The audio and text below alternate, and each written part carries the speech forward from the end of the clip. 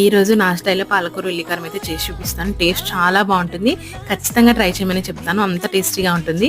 First దానికోసం నేను ఒక పెద్ద సైజ్ పాలకూర కట్టని తీసుకొని 3-4 సార్లు బాగా కడిగి సన్నగా తరిగి పక్కన పెట్టుకుంటున్నాను. ఇప్పుడు ఒక కడాయిలో పల్లీలు వేయించుకొని పక్కకి తీసుకున్న తర్వాత ఒక 2 స్పూన్లు ఆయిల్ యాడ్ చేసుకొని శనగపప్పు, ధనియాలు, జీలకర్ర, మినపప్పు, ఎండుమిర్చి, కరివేపాకు, వెల్లుల్లి రెబ్బలు, చింతపండు యాడ్ చేసుకొని దోరగా వేయించుకొని పక్కకి తీసుకోండి. ఇప్పుడు అదే కడాయిలో పెద్ద సైజ్ ఆనియన్ ముక్కలు వేసి వేయించుకొని అదే మిక్సీ జార్లో యాడ్ చేసుకొని టేస్ట్కి తగ్గట్టు ఉప్పు, కారం యాడ్ చేసుకొని మెత్తగా మిక్సీ పట్టుకోండి. ఇప్పుడు కొంచెం ఆయిల్ యాడ్ చేసుకొని కొద్దిగా శనగపప్పు, మినపప్పు, ఆవాలు, జీలకర్ర, ఎండుమిర్చి, కరివేపాకు యాడ్ చేసుకొని ఫ్రెష్గా కడిగి పెట్టుకున్న పాలకూరను కూడా యాడ్ చేసుకొని మూత పెట్టుకొని బాగా మగ్గించుకోండి.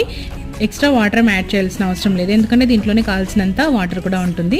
ఇలా అంతా మగ్గిన తర్వాత మనం ముందుగానే మిక్సీ పట్టుకున్న ఈ మసాలా పేస్ట్ని యాడ్ చేసుకొని మూత పెట్టుకొని ఒక 5 మినిట్స్ బాగా మగ్గించుకొని దించేసుకుంటే అద్దరిపై పాలకూర ఉల్లికారం అయితే రెడీ అయిపోతుంది. మీరు కూడా ట్రై చేయండి, టేస్ట్ అయితే నిజంగా చాలా బాగుంటుంది.